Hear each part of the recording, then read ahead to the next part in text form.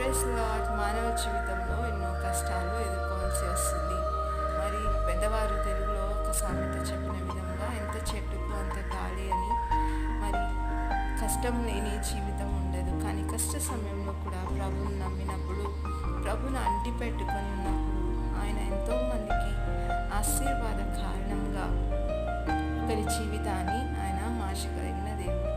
Hallelujah, hallelujah. Thank you Jesus.